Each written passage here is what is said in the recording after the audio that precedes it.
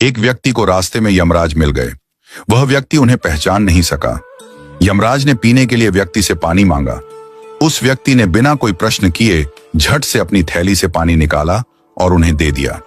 वृद्ध ने कृतज्ञ होकर जल पिया और फिर कहा, वत्स, मैं यमराज हूं। आज तुम्हारी आयु पूरी हो चुकी है और मैं तुम्हारे प्राण हरने आया हूं। यह सुनकर व्यक्ति का चेहरा सफेद पड़ गया। हृदय कांप उठा। डर के मारे उसके पांव लड़खड़ा गए। लेकिन यमराज बोले, डरो नहीं, क्योंकि तुमने मेरी प्यास बुझाई है।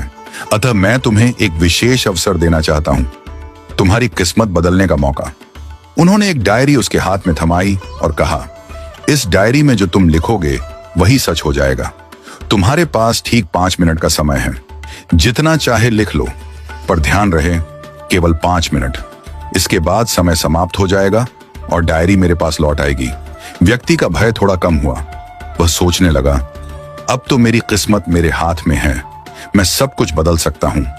उसने जल्दी जल्दी डायरी खोलनी शुरू की। पहला पृष्ठ देखा। वहां लिखा था, तुम्हारा पड़ोसी रामदीन कल लॉटरी जीतकर करोड़पति बनने वाला है। व्यक्ति को ईर्ष्या हुई। उसने लिखा, रामदीन की लॉटरी रद्द हो जाए, वह गरीब ही रहे। दूसरा पृष्ठ लिखा था, तुम्हारा मित्र रघु चुनाव जीतकर मंत्री बनने वाला है। व्यक्ति ने लिखा, रघु चुनाव हार जाए, उसे अपमान झेलना पड़े। तीसरा पृष्ठ, तुम्हारा छोटा भाई विदेश जाकर बड़ा व्यापारी बनने वाला है।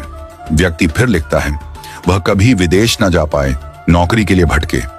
इस प्रकार वह एक एक कर पृष्ठ पलटता रहा और हर पन्ने पर दूसरों की खुशियां मिटाने लगा। उसका मन ईर्ष्या और द्वेष से भर गया था। अंत में उसने डायरी का अंतिम पृष्ठ खोला। यह उसका अपना पृष्ठ था, जहां लिखा था, अब तुम अपने जीवन का भविष्य तय कर सकते हो। वह मुस्कुराया, पेन उठाया, लेकिन तभी एक ठंडी सी आवाज आई, वत्स, तुम्हारा 5 मिनट का समय समाप्त हो चुका है। यमराज ने धीरे से डायरी उसके हाथ से ले ली और कहा, तुमने अपने जीवन का सबसे कीमती समय दूसरों का बुरा सोचने में बर्बाद कर दिया। न स्वयं के लिए कुछ लिखा, न अपने जीवन को सुधारने की कोशिश की। यह अवसर तुम्हें ईश्वर ने दिया था, पर तुमने अपनी दुर्बुद्धि से उसे खो दिया। अब पछताने से कुछ नहीं होगा। व्यक्ति फूट फूट कर रोने लगा। हे यमराज, एक मौका और दीजिए, बस एक बार। यमराज शांत स्वर में बोले, वत्स, समय और अवसर दोनों यदि एक बार निकल जाएं, तो फिर लौट कर नहीं आते।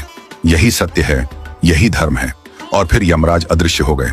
समय अनमोल है, इसे सोच समझकर उपयोग करो। ईर्ष्या और द्वेष जीवन को नष्ट कर देते हैं। यदि ईश्वर तुम्हें कोई शक्ति या अवसर देता है, तो उसका उपयोग अपने और दूसरों के कल्याण के लिए करो। दूसरों का बुरा चाहने से तुम्हारा भला नहीं होता। जो व्यक्ति अपने भाग्य को सुधारने की जगह दूसरों को गिराने में समय लगाता है, वह अंत में अपने हाथों अपनी ही हार लिख देता है। सच्चा मनुष्य वह है जो अवसर मिलते ही प्रकाश की ओर बढ़े, न कि अंधकार में दूसरों को ढकेलने